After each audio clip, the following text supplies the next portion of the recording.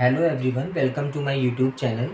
आज जो मैं टॉपिक लेके आया हूँ वो मैं लेके आया हूँ theory X and Y. My dear friends, जो theory X and Y theory होती है वो ना सिर्फ एमबीए, ना सिर्फ बीबीए, ना ही किसी भी पर्टिकुलर कोर्स में जो अप्लाई होती है, ये हमारी डेली लाइफ में भी अप्लाई होती है। दूसरी, अगर आप कहीं भी वर्किंग हो, कहीं भी हो, तो ये थ्योरी ज़रूर होगी। आपको ऐसे लोग देखने के लिए ज़रूर मिलेंगे जो मैं आपको थ्योरी में बताने वाला हूँ। So, my dear friends, McGraw formulated theory X and Y in 1960. He suggests two aspects of human behavior at work. उन्होंने बताया कि ह्यूमन बिहेवियर के दो एस्पेक्ट होते हैं काम करने की ऑर्गेनाइजेशन में। वो कौन से एस्पेक्ट होते हैं, वो उन्होंने बोला कि उनके टू डिफरेंट व्यूज़ होते हैं। एक होता है हमारा एक्स फैक्टर, एक होता है हमारा वाई फैक्टर। तो वही मैंने यहाँ पे लिखा है, one view is negative that is called X factor, one view is positive that is called Y factor. So my dear friends, अगर आपको एक्स और वाई में कभी भी कंफ्यूज हो तो मैं आपको याद करने की ट्रिक बता रहा हूँ। एक्स मीन्स होता है क्रॉस, राइट? क्रॉस होता है ना, तो इसलिए हमेशा याद रखना नेगेटिव फैक्टर होता है। वाई मीन्स होता है यस, यानी कि पॉजिटिव फैक्टर। आप इस ट्रिक को मेरी याद रखना। सो माय डियर फ्रेंड्स, उन्होंने बोला कि ऑर्गेनाइजेशन में कभी भी जो लोग होते हैं ना, वो दो टाइप के होते हैं। उन्होंने जो दो टाइप के लोग बताए हैं वो एक्स और वाई से उन्होंने इंडिकेट किया है, राइट? तो जो एक्स फैक्टर के लोग होते हैं उनमें कुछ अजम्पशंस होते हैं। क्या क्या अजम्पशंस होते हैं, आज हम उनकी बात करते हैं। वो लोग कभी भी रिस्पॉन्सिबिलिटीज़ नहीं लेते हैं ऑर्गेनाइजेशन में। वो रिस्पॉन्सिबिलिटीज़ को क्या करते हैं, टालने की कोशिश करते हैं। उन्हें सिर्फ अपनी जॉब से प्यार होता है।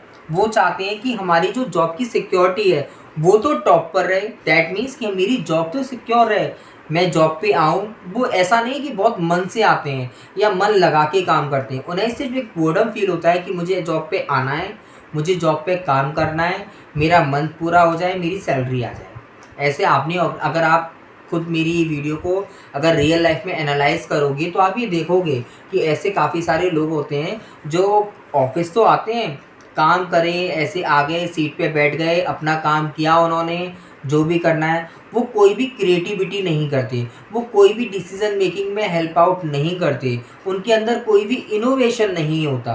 तो वो सारे जो लोग होते हैं वो एक्स फैक्टर में आते हैं। इसमें क्या होता है, जो भी आपकी सुपरवाइज़र हैं, जो भी आपकी मैनेजर हैं, वो काफ़ी क्लोज आपको सुपरविज़न करते हैं। क्योंकि क्या होता है ना कि उनको हर काम को करने के लिए क्या करना पड़ता है, एक प्रेशर देना पड़ता है कि भाई आपसे हमें ये काम कराना है, या ऐसे बंदों से हमें काम लेना है ऑफिस में, तो उन पे क्या करना पड़ेगा, एक प्रेशर डालना पड़ेगा कि आपको ये काम करना ही करना है। दूसरी चीज़, ये किसी भी चेंज को हमेशा रजिस्ट करते हैं। ये चेंज, जैसे आप मान लीजिए कोई भी नई टेक्निक आई आपकी काम करने के लिए, या कोई भी नया प्रोजेक्ट आया है ना, जिसमें थोड़ी सी टेक्निकल आपको ट्रेनिंग देने के बाद कुछ नया करना है या कुछ नयापन है उसमें, वो हमेशा रजिस्ट करेंगे। वो कभी भी काम को लेके मोटिवेट नहीं होंगे। वो सोचेंगे अरे ये क्या नया फिर से आ गया। ऐसा होता है ना, आपके साथ भी काफ़ी लोग एम्प्लॉयज़ काम करते होंगे तो आप देखते होंगे वो ऐसा ही सोचते होंगे, अरे फिर एक नई चीज़ आ गई। क्योंकि उन्हें कोई भी नई चीज़ में इंटरेस्ट ही नहीं होता। वो चाहते हैं जैसी चीज़ें चल रही हैं वैसे ही चलती रहे। दूसरा, जब कभी भी कोई भी नई चीज़ आती है और आप चाहते हो कि वो लोग करें इस काम को, तो आपको हमेशा उनको फॉर्मल गाइडेंस देनी होती है। आपको उनको फॉर्मली गाइड करना होता है, एक एक चीज़ें उनको बतानी होती है, तब वो कहीं जाके समझ पाते हैं। इन शॉर्ट, अगर आप एक्स फैक्टर के लोग समझोगे तो वो लोग होते हैं जो किसी भी काम को करने के लिए अपने से तैयार नहीं होते, या फिर आप ये कह सकते हैं ना, कहते हैं ना हिंदी में कामचोर जो होते हैं, आप ये बोल सकते हो एक्स फैक्टर के जो लोग होते हैं वो थोड़े कामचोर होते हैं, और नया काम करने के मूड में तो वो बिल्कुल भी नहीं रहते हैं। वॉट दे वॉन्ट कि उनकी जॉब सिक्योरिटी रहे, वो उसे टॉप पे चाहते हैं, उनकी सैलरी टाइम पे आती रहे, वो ही सिर्फ ये चाहते हैं। उनके अंदर ज़ीरो क्रिएटिविटी आप बोल सकते हो, कोई भी अंदर उनकी इनोवेशन नहीं होता। कोई भी, वो मेंटली प्रेजेंट, कहते हैं ना कि वो शरीर से तो बैठा है ऑफिस में बट वो मेंटली प्रेजेंट नहीं है। तो वो एक्स फैक्टर के ही लोग होते हैं वो, ठीक है? जिन्हें सिर्फ काम करना है, वो आए, उन्होंने अपना 9 to 5 का जॉब किया, दैट्स इट। उन्हें कोई भी नई चीज़ नहीं करनी, राइट? उन्हें काम करने के लिए पुश किया जाता है। नाउ अब हम बात करते हैं बाई फैक्टर के लोग, कि देखो कंपनी में क्या होता है, दोनों ही फैक्टर के लोग होते हैं। मगर ऐसा नहीं है कि हम एक्स फैक्टर के लोगों को निकाल देंगे, नहीं, हम उन्हें निकालेंगे नहीं। हम उन्हें सुपरविज़न करेंगे, क्लोजली सुपरवाइज करेंगे उनको, और उनको फॉर्मली गाइड करते रहेंगे, जिससे क्योंकि हमें उनसे भी काम लेना है। और दोनों एस्पेक्ट के लोग हमेशा आपको ऑफिस में मिलेंगे, काम करने वाले और काम ना करने वाले। ना वाई फैक्टर के लोग क्या होते हैं, वाई फैक्टर के लोग एक पॉजिटिविटी के साथ होते हैं। वो कभी भी आते हैं तो आप देखेंगे उनके फेस पे एक स्माइल होगा और वो काम को बहुत लगन के साथ करते हैं।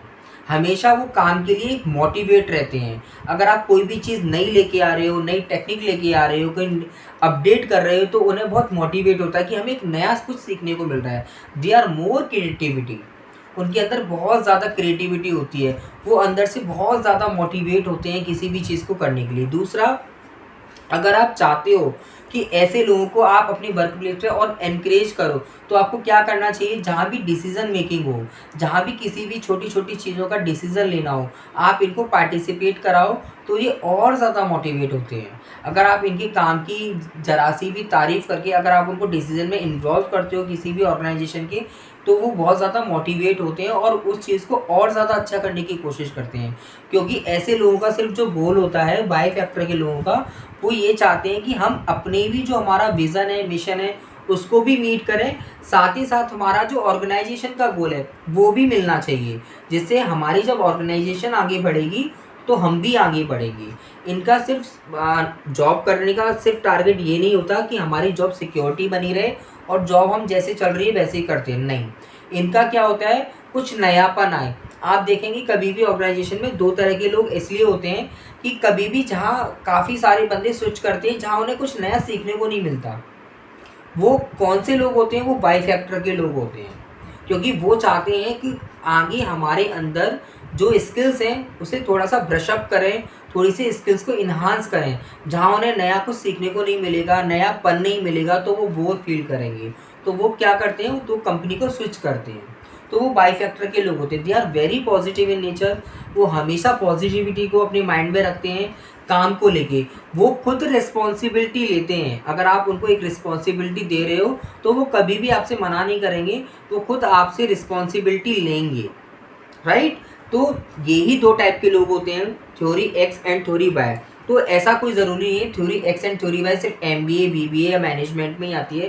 Theory X and theory Y आपने डेली लाइफ में भी देखा होगा, अपने ही डेली लाइफ में, कि थ्योरी एक्स के भी आपके टाइप के लोग होते हैं एंड थ्योरी वाई के भी लोग होते हैं।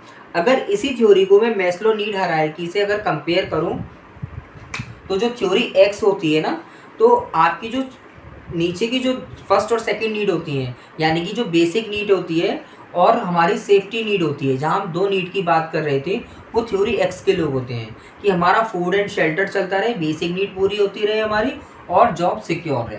इसके अलावा हमारी सोसाइटी में हमारा नाम हो, हमारी बिलोंगिंगनेस बढ़े, इनको कोई मतलब नहीं होता। बट थ्योरी वाई के लोग क्या होते हैं, they are very creative in nature, they are very enthusiastic in nature. तो वो क्या करते हैं कि वो इन सारी चीज़ों के साथ सोशल नेटवर्क क्रिएट करते हैं, है ना, जो मैंने आपको थर्ड स्टेप बताया था। उन्हें सेल्फ एस्टीम भी होता है और आगे जाके वो खुद चाहते हैं कि हम अपनी सोशल एक्चुअलाइजेशन वाली नीड पे भी पहुँचें, है ना।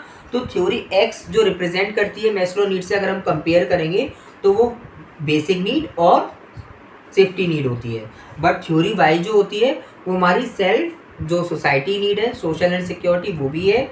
उसके बाद सेल्फ एस्टीम नीड भी है, सेल्फ एक्चुअलाइजेशन भी है, ठीक है। सो माय डियर फ्रेंड, आज मैं आपके सामने theory X and theory Y का मैंने आपको रिप्रेजेंट किया। आप भी मुझे बताइएगा कमेंट्स करके, क्या आपके ऑफिस में थ्योरी एक्स वाले लोग ज़्यादा हैं या थ्योरी वाई वाले लोग ज़्यादा हैं। So thank you so much for watching my video.